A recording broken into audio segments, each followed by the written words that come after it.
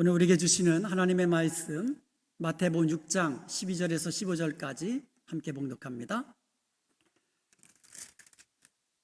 우리가 우리에게 죄 지은 자를 사하여 준 것 같이 우리 죄를 사하여 주시옵고 우리를 시험에 들게 하지 마시옵고 다만 악에서 구하옵소서. 나라와 권세와 영광이 아버지께 영원히 있사옵나이다. 아멘. 너희가 사람의 잘못을 용서하면 너희 하늘 아버지께서도 너희 잘못을 용서하려니와 너희가 사람의 잘못을 용서하지 아니하면 너희 아버지께서도 너희 잘못을 용서하지 아니하시리라. 아멘. 여러분, 이 세상에서 벌어지고 있는 모습들을 한번 잠깐 생각해 보세요. 때로는 기쁨도 있고 때로는 행복한 그와 같은 상황들도 우리 주위에서 벌어집니다. 그렇지만 이런 것들은 지속되지가 않아요. 감사한 일도 있지만 이게 지속되지가 않아요. 그런 모습들은 잠시 잠깐뿐입니다.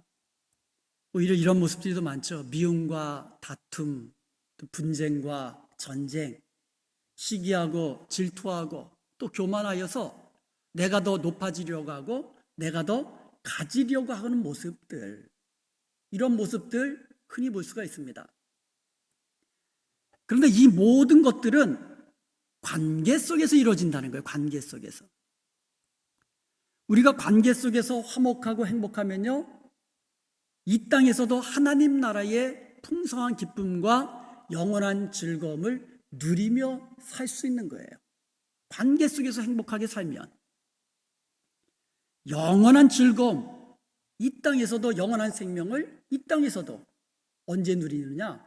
관계 속에서 하나님과 화목하고 또 다른 사람들과 관계 속에서 화목할 때에 우리는 천국의 그 기쁨이 넘치는 삶을 이 땅에서도 누리며 살 수 있다는 거죠. 그런데 문제는 우리의 관계가 깨어지기 쉽다는 거예요.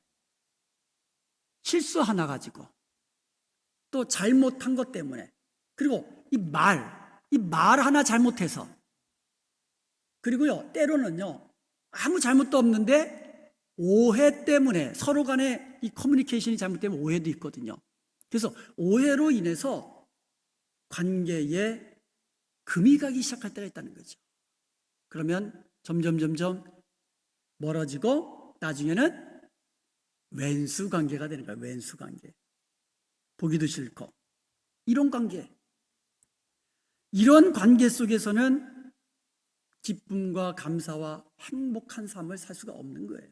자, 그렇다면 깨어진 관계가 다시 회복되고 다시 화목하게 되어서 하나님이 기뻐하시는 그와 같은 천국의 삶을 누리며 살 수 있는 방법은 없을까요? 그 방법, 성경에서 말씀하고 있는 그 방법이 바로 용서입니다. 용서. 한번 따라해서 합시다. 용서. 오늘 본문 말씀 12절에 보면 우리가 우리에게 죄 지은 자를 사하여 준 것 같이 우리의 죄를 사하여 주옵시고. 주기도문, 주님이 가르쳐 주신 기도문이죠. 그 중에 하나죠. 우리의 죄를 사하여 주옵시고. 이것은요, 죄로 인해서 하나님과 멀어진 관계를 다시 화목된 관계로 바꾸어주는 기도예요. 그 방법은 바로 죄 용서를 받는 거예요. 우리가 우리에게 죄 지은 자를 사하여 준 것 같이, 이것은요 사람과 사람 사이에 우리의 깨어진 관계를 다시 회복시켜 주는 그런 기도예요. 그것은 바로 용서하는 거예요. 하나님과의 관계도 멀어질 수 있어요. 그런 것을 다시 화목한 관계로 만드는 게 뭐라고요? 죄 용서 받는 거예요. 사람과 사람 사이의 관계 멀어질 수 있어요. 다시 회복하고 화목한 관계를 만드는 게 뭐예요? 죄를 용서해 주는 거예요. 그러므로 오늘은 용서하라는 하나님의 말씀을 듣고 순종해서 관계 속에서 화목하고 기뻐하며 행복한 삶을 사는 저와 여러분 되시기를 주님의 이름으로 축복합니다. 아멘. 성경의 죄라고 할 때에, 그러니까 우리말 성경의 죄라고 번역한 것들, 거기에 해당하는 헬라어가 상당히 많아요. 그 중에서 가장 대표적인 것이 하마르티아예요. 이 하마르티아라는 말은 원래 뜻은요, 표적을 빗나가는 것, missing the mark, missing the target, 이거예요. 이게 죄라는 이 뜻이에요. 하나님이 말씀하신 기준이 있는데 그 기준에 못 미치는 거, 이런 것들이 다 죄라는 거죠. 그런데 오늘 본문 이 12절에서 사용된 우리의 죄를 사하여 주옵시고, 여기서 죄라는 말에 사용된 헬라어가 오페일레마예요. 오페일레마. 이 말은요, 신약 성경에 딱 2번 사용됐어요. 로마서 4장 4절하고 이 본문에서 12절에서 딱 2번 사용됐는데, 이것의 기본적인 뜻이 빛이에요. 빛, depth. 빚졌다 그러잖아요. 죄라는 의미도 있지만 기본적인 의미가 빛, depth예요. depth. 이것은 예수님 당시 채무관계에서 주로 사용된 말이에요. 자, 그러면 마태복음 6장 12절을 다시 한번 해석해 보죠. 그러면 우리가 우리에게 빚진 자를 사하여 준 것 같이, 죄 지은 자가 뭐예요? 빚진 자를 사하여 준 것 같이 우리의 죄를, 우리의 못을, 빚을 사하여 주옵소서, 이런 뜻이에요. 하나님께 빚진 것 사해 주세요. 다른 사람이 나에게 빚진 것 사해 주세요. 그런 뜻이에요. 그리고 사하다라는 말, 이 사하다는 말의 헬라어가 아피엠이에요. 아피엠이. 이 말은요, send away, 떠나보내는 거예요. 멀리 떠나보내는 거예요. release, 방출하다는 거죠. 하나님이 우리 죄를 사하셨다라는 말은 시편 103편 12절에서 동이 서에서 먼 것 같이 옮겨버렸다, 이런 뜻이에요. 그러니까 하나님이 우리의 죄를 사하셨다라는 말은, 사하다라는 말이 뭐예요? 멀리 떠나버렸다는 거예요. 완전히 용서하셨다라는 거예요. 사하다, 이게 멀리 떠나보내다라는 뜻이에요. 자, 그러면 우리가 다른 사람의 실수와 잘못을, 그러니까 다른 사람이 내게 실수하고 잘못했을 때 어떻게 하라고요? 사하라고, 멀리 그냥 떠나버려. 내게 한 잘못 그냥 멀리 떠내보내라고. 누가 나에게 실수한 것 있으면 그냥 멀리 떠내보내라고. 이것이 용서입니다. 우리가 살다 보면은요, 이 부부지간에도 그렇고, 뭐 성도들도 그렇고, 뭐 하여간 친구간에도 그렇고, 뭐 심지어 어떤 관계 속에서도 다툼이 있잖아요. 그러면 한번 다툼이 시작하면 고려적 일까지 그냥 다 끌쳐내서 이야기하는 사람이 있어요. 당신 말이야, 신혼 때에 그때 너무너무 서운해서, 신혼 때 얘기까지 끄집어놔가지고 말이야. 내가 임신했을 때 당신 뭐 이러면서 싸웠다 하면 그냥 상대방의 가족 얘기까지 다 그냥 레퍼토리가 있잖아요. 다. 그거는 용서한 게 아니에요. 섭섭한 것 있습니다. 상처받은 것 있습니다. 남이 나에게 실수한 것 있습니다. 잘못한 것 있습니다. 어떻게 하라고요? 멀리 그냥 마음에 담아두지 않고 그냥 마음에서 그냥 떠내보내는 것, 이것이 용서예요. 자, 그러면 12절 말씀을 다시 한번 그러면 해석해 보겠습니다. 우리가 우리에게 빚진 자들의 빚을 멀리 떠나보낸 것처럼, 그러니까 빛을 멀리 떠나보낸 것, 그것을 우리말로 뭐라 그래요? 탕감하다, 이렇게 하는 거예요. 그러니까 12절에서 사용된 사하다라는 의미가 뭐예요? 빛을 탕감해 주다는 뜻이에요. 그러니까 12절이 무슨 뜻이에요? 우리가 우리에게 빚진 자들의 빛을 탕감해 준 것 같이 우리의 빛을 탕감해 주옵소서. 우리가 하나님께 지은 그 빛을 탕감해 주옵소서, 이런 기도예요. 이 말씀을 좀 더 잘 이해하기 위해서 마태복음 18장에 나오는 빚진 자의 기도에 대해서 잠시 살펴보겠습니다. 마태복음 18장에 보면은요, 베드로와 예수님의 대화가 나옵니다. 이제 베드로가 예수님께 질문합니다. 주님, 형제가 만일 내게 잘못하면 내가 몇 번이나 용서해야 됩니까? 한 7번 용서하면 되겠습니까? 이렇게 질문한 거예요. 여기서 내게라는 말을 강조했어요. 그러니까 아마 그때 베드로가 뭐 열받은 일이 있나 봐. 뭔가 하여간 지금 열받은 일이 있는 거예요. 화나는 일이 있어요. 그래서 주님께, 주님, 내게 형제가 잘못하면 몇 번 용서하면 됩니까? 그래서 좀 크게 쐈어요. 7번까지 하면 됩니까? 베드로가 말한 7번까지의 용서는요, 당시 문화 배경에서 보면 엄청난 용서예요. 유대 사람들이 일반적으로 용서하는 한계를 뛰어넘는 용서예요. 유대 랍비들은요, 이웃의 범죄는 3번까지는 용서하라고 가르쳤어요. 3번까지는.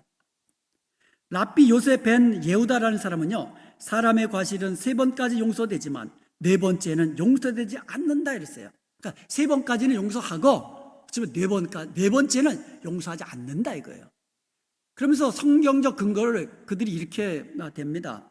아모스서 2장 6절에 보면 여러 민족이 죄를 범했는데 서너 가지 죄로 인하여 하나님께서 그 벌을 돌이키지 아니하시리라. 이 말씀을 근거로 해가지고 하나님께서도 3번까지 용서하시고 4번째는 용서하지 않으시는데 하나님도 그렇게 안 하신다고 하는데 사람이 그것을 더 용서하면 이것은 하나님보다 사람이 더 관대해 볼 수 있잖아요. 그래서 안 된다는 거예요. 물론 이제 해석 자체가 물론 이제 좀 자기들이 그냥 입맛대로 해석한 거지만 이것을 근거로 해가지고 사람은 3번까지는 용서해야 된다. 그러나 4번째는 용서할 수 없다 이거예요. 그런데 지금 베드로는요, 몇 번 용서하면 되느냐고 물어본 거예요. 7번 용서하면 되겠습니까? 라고 그렇게 질문한 거예요. 그러니까 베드로도 정말 크게 쏜 거죠. 그런데 예수님은 놀라운 말씀하셨어요. 70번씩 7번이라도 용서하라. 70번씩 7번. 이 말은요, 490번이라는 말이 아니고 무제한으로 용서해라. 끝없이 용서해라. 완전히 용서해라. 이런 뜻이에요. 그리고 나서 예수님은 곧 이어서 천국의 비유를 말씀해 주셨어요. 비유의 내용은 우리가 잘 알고 있는 내용이에요. 임금에게 1만 달란트 빚진 종이 있는데 잡혀왔어요. 그래가지고 이 임금이 그 종에게 너의 몸도 팔고 너의 부인도 팔고 너의 자녀도 팔고 너의 모든 재산 다 팔아서 갚아라. 딱 그런 거예요. 그러니까 이 종이 애걸을 합니다. 주인님, 제가 갚겠습니다. 조금만 더 참아주시면 제가 갚겠습니다. 하면서 간구를 한 거예요. 간청을 한 거예요. 여러분, 1만 달란트가 얼마나 되는지 혹시 아세요? 1데나리온, 데나리온이라고 들어봤죠? 한 데나리온은 노동자 하루 품삯이에요. 그러니까 지금 한 100불 정도로 한번 생각해 보죠. 그러니까 한 데나리온이 얼마다? 100불 정도예요. 100불. 그럼 100데나리온은 얼마예요? 100을 곱하니까 10,000불이에요. 그런데 한 달란트는요 6,000데나리온이에요. 6,000데나리온. 6,000데나리온이면 얼마예요? 60만 불이에요. 60만 불. 약 16년을 한 푼도 먹고 쓰지 않고 모아야 한 달란트, 16년간. 그런데 10,000달란트. 여기다 만을 곱하면 어떻게 돼요? 600억 불에 600억 불. 우리 돈으로 하면은, 그러니까 하나로 하면은, 그러니까 1,100원으로, 그러니까 1,000원으로 해도 6조 원이에요. 1,000원으로 해도 6조 원. 요새 막 조 단위로 막 하니까 이게 감이 없으시죠? 약 16만 년치 봉급에 16년 만년치. 예수님이 이 땅에 오셔서 한 2000년 지났다 그러면 오신 게 8번, 8번 더 그렇게 어마어마한 돈이에요. 종이 이렇게 큰 돈을 어떻게 갚겠습니까? 불가능한 거예요. 그래도 갚겠다고 하는 거예요. 참아달라고 하는 거예요. 그러니까 이 주인이 불쌍히 여겨가지고 어떻게 했다? 탕감해 줬어요. 이 어마어마한 돈을 탕감해 줬어요. 탕감하다가 바로 헬라어가 바로 12절에 사용된 바로 아피엠이에요. 멀리 떠나보내다. 그러니까 이 주인이 그냥 완전히 그냥 야 그래 그래 그냥 완전히 그냥 너 채무 이제 없어. 채무장부야 지어버린 거예요. 멀리 떠나버린 거예요. 탕감해버린 거예요. 그런데 우리 하나님은 이렇게 긍휼이 많으신 하나님이시라는 것을 보여준 거예요. 긍휼이 많으신 하나님. 그런데 이렇게 많은 돈을 탕감받은 종이 나가면서 자기에게 100데나리온 빚진 동료를 만난 거예요. 100데나리온이면 얼마나 그랬어요? 10,000불 정도 된다 그랬어요. 그 동료를 만나자마자 목을 딱, 멱살을 딱 잡고는 당장 갚어 그런 거예요. 그럼 10,000불이면 물론 적은 돈은 아니지만 못 갚을 돈은 아니에요. 그러니까 이 동료가 잠시만 참아주게, 조금만 더 참아주면 내가 다 갚겠네 그랬어요. 그런데 이 종은 어떻게 했어요? 듣지 않고 허락하지 아니하고 그 빚을 갚도록 옥에다 가두어 버린 거예요. 근데 이 광경을 본 다른 동료들이 이 딱하게 여긴 거예요. 그래가지고 주인한테 가가지고 임금한테 가가지고는 이 이야기를 다 했네요. 그 말을 들은 그 주인이 어떻게 했어요? 화가 끝까지 난 거죠. 당장 잡아와라 그 악한 놈을. 그래가지고 그 종을 불러다가 이 악한 종아, 내가 뇌에 빚진 것 그 많은 돈을 다 탕감해 주었거늘 하시면서 하는 말이, 내가 너를 불쌍히 여긴 같이 너도 다른 사람을 불쌍히 여기는 것이 마땅하지 않냐, 그렇게 말씀하신 거예요. 이게 무슨 뜻입니까?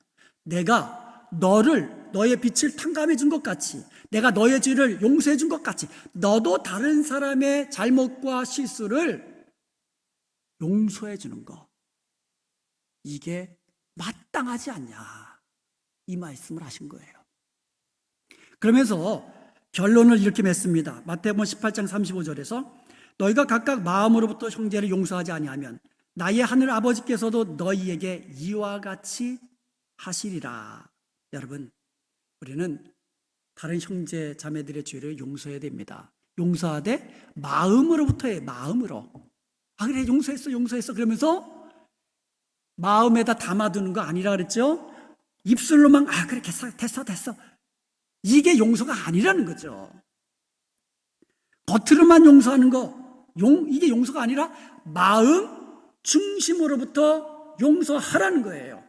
마음의 깊은 곳에 이제 보관하지 말고 담아두지 말고 마음으로부터 멀리 떠나 보내라는 거예요. 완전히 용서라는 거예요. 이것이 용서하는 거예요.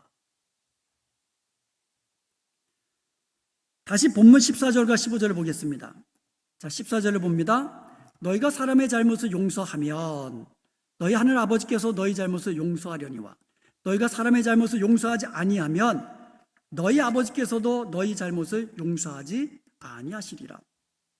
우리가 다른 형제의 잘못을 용서하면 하나님도 우리의 잘못 용서해 주시겠다는 거고, 우리가 다른 사람의 그 죄를 또 잘못을 용서하지 않으면 하나님께서 우리의 죄와 잘못을 용서하지 않으시겠다는 말씀이에요. 자, 이 말씀을 가만히 생각해 보면요, 어떻게 보면 하나님의 용서는 우리의 용서에 달려있는 것 같은 뉘앙스가 풍깁니다. 그렇죠? 우리가 용서받는 것이 마치 내가 용서하는 것이 조건인 것처럼 그렇게 들린다는 거죠. 우리가 용서하면 하나님도 용서하시고, 우리가 용서하지 않으면 하나님도 용서하지 않으신다. 그러니까 하나님의 용서가 내 용서에 달린 것 같은 이 말씀으로 우리가 이해하기 쉽다는 거죠. 과연 그럴까요? 이것을 알아보기 위해서 본문 12절을 좀 전에 그 비유와 한번 연관시켜서 다시 한번 해석해 보겠습니다. 자, 12절에 보면 우리가 우리에게 죄 지은 자, 빚진 자를 사하여 준 것 같이, 탕감해 준 것 같이. 얼마를 빚진 거죠? 이거는 우리가 우리에게 100데나리온 빚진 자를 탕감해 준 것 같이. 이렇게 하니까 이해가 되시죠? 우리가 우리에게 100데나리온, 한 $10,000 정도예요. 빚진 자를 탕감해 준 것처럼, 사해 준 것처럼 우리의 죄를 사해 주옵소서. 우리가 하나님께 빚진 얼마? 1만 달란트의 빚을 탕감해 주옵소서. 그런 뜻이에요. 그러니까 좀 알아듣기 말하면 쉽게 이거예요. 내가 나에게 $100 빚진 자 있는데 내가 $100 빚진 거, 그래, 탕감해 주었으니까 하나님, 내가 하나님께 6천만 불 빚진 거 탕감해 줘서, 그런 뜻이에요. 내가 나한테 빚진 $1 정도, 뭐 10불 정도 그 탕감해 줬는데 하나님께 빚진 600만 불 탕감해 줘. 1불하고 600만 불하고 이게 됩니까? 그런 기도예요. 이게 보통 기도가 아니에요. 여러분, 하나님께 죄 사함을 위하여 드리는 기도는 어마어마한 기도예요. 1만 달러 빚진 그거 탕감해 주세요. 이런 기도예요. 어떻게 보면 뻔뻔한 기도고, 어떻게 보면 정말 무식하며 용감하다고, 그런 기도예요. 사실은 이게 말도 안 되는 기도예요. 하나님, 우리 죄를 사하여 주옵소서. 이 기도의 의미가 그런 거예요. 쉬운 기도 아니에요. 우리의 죄의 빚 무엇으로 갚을 수 있습니까? 그 종이 그 1만 달러한테 갚을 수 있어요? 못 갚아요. 우리의 죄의 빚 하나님 앞에 갚을 수 있어요? 못 갚습니다. 죄의 삭은 사망이라고 그랬어요. 그리고 피 흘림이 없으면 죄사함이 없다고 그랬습니다. 피 흘려 죽어야만 갚을 수 있는 그 죄의 삭, 그 죄의 삭을 우리가 갚을 수 없으니까 예수 그리스도께서 우리 대신 십자가에 피 흘려 죽으심으로써 우리의 죄의 빚을 다 갚아주신 줄로 믿습니다. 은혜로 갚아주신 거예요. 우리를 긍휼히 여기셔서, 불쌍히 여기셔서 하나님께서 은혜로 갚아주신 거예요. 누구를 통해서? 예수 그리스도의 십자가에 피 흘려 죽으심을 통해서. 그냥 탕감받은 거 아니에요, 여러분. 이런 어마어마한 죄사함의 청원을 드리면서 내가 먼저 죄의 빚을 지은 사람인 것을 내가 먼저 깨닫고 회개하면서 이 죄사함을 위한 기도를 드리는 거예요. 그러니까 여러분, 오늘부터 여러분, 하나님, 내가 이런 죄 지었습니다, 용서해 주세요 라고 기도할 때마다 내가 바로 죄인입니다. 그리고 내가 갚을 수 없는 이 죄, 예수님께서 대신 갚아주셨습니다. 용서해 주세요. 이렇게 진정으로 회개하는 마음으로 죄사함을 위한 기도를 드리는 거예요. 진정으로.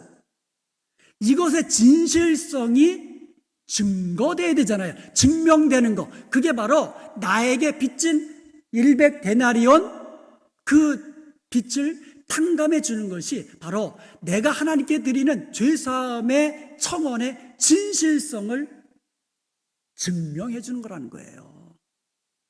쉽게 말하면 내가 100데나리온 나에게 빚진 사람 내가 용서해 주지 않으면서, 탕감해 주지 않으면서 1만 달란트 되는 어마어마한 돈을 탕감해 달라고 요청하는 거, 이것은 사기 아닙니까? 이건 신앙이 아니에요. 어떻게 가식적인 신앙이에요. 나는 내게 빚진 그 100 데나리온, 나는 용서하지 않으면서, 나는 탕감하지 않으면서 1만 달란트 그 어마어마한 그 빚을 청산해 달라고 하나님께 어떻게 요청합니까? 그 말은 우리의 죄를 사하여 주옵소서로 말하는 그 기도가 진실성이 없다는 거죠. 하나님께 죄의 용서를 구하는 사람이 다른 사람의 잘못을 용서하지 않는 것은 이와 같다는 말씀이에요. 여러분, 주님이 우리의 죄를 용서하신 것 같이 우리도 다른 사람의 실수, 잘못, 허물 용서해 주어야만 합니다. 이것은 우리의 죄를 은혜로 탕감해 주신 하나님의 명령이에요. 명령. 당부 아니에요. 명령이에요. 명령. 너희도 내가 너희를 용서한 것이 너희도 용서하라. 명령이에요.